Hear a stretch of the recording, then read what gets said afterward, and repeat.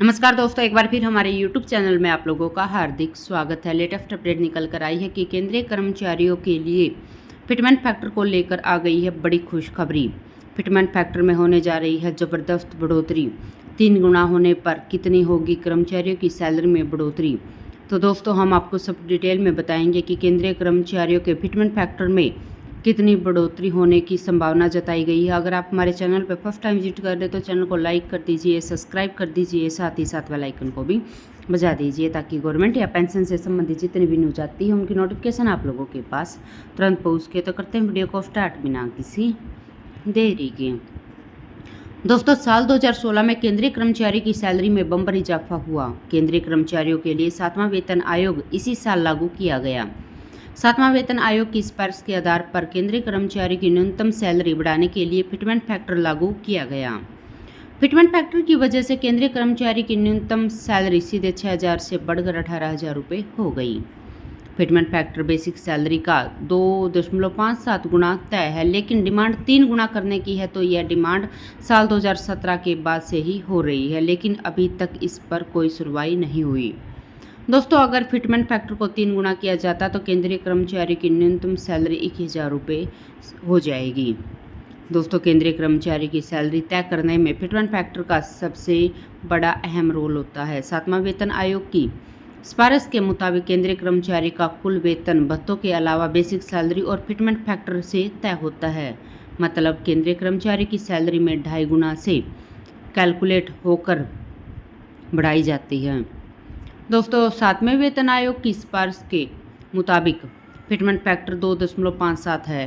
केंद्रीय कर्मचारी की सैलरी तय करते समय भत्तों के अलावा जैसे महंगाई भत्ता, यात्रा भत्ता, house rent allowance, basic salary को फिटमेंट फैक्टर 2.57 से गुणा करके निकाला जाता है।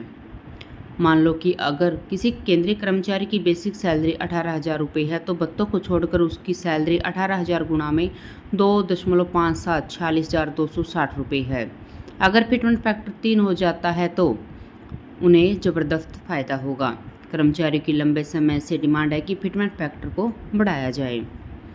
दोस्तों, बिना भत्तों के जब केंद्रीय कर्मचारी की सैलरी तय हो जाती है तो इसके बाद तमाम तरह के भत्तों को जोड़ा जाता है, जैसे कि DA, TA, HRA। केंद्रीय कर्मचारियों के लिए DA महंगाई से होने वाले नुकसान से बचाने के लिए होता है।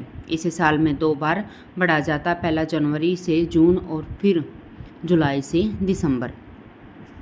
दोस्तों, सरकार साल के पहले 6 महीने की महंगाई का औसत निकालती है, जिसमें जनवरी से जून को काउंट किया जाता है। इसके बाद दूसरी 6 माही में महंगाई का औसत निकाला जाता है। इस आधार पर DA में बढ़ोतरी तय की जाती है।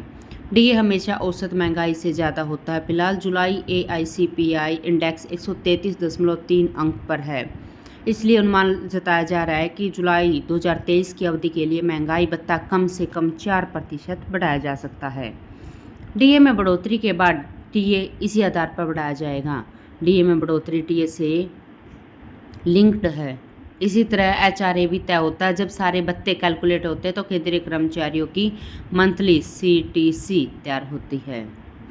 दोस्तों, इसी तरह के भत्ते और सैलरी फाइनल होने पर बात प्रोविडेंट फंड ग्रेजुएटी कंट्रीब्यूशन की होती है। PF और ग्रेजुएटी में बेसिक सैलरी DA के आधार पर कंट्रीब्यूशन तय होता है।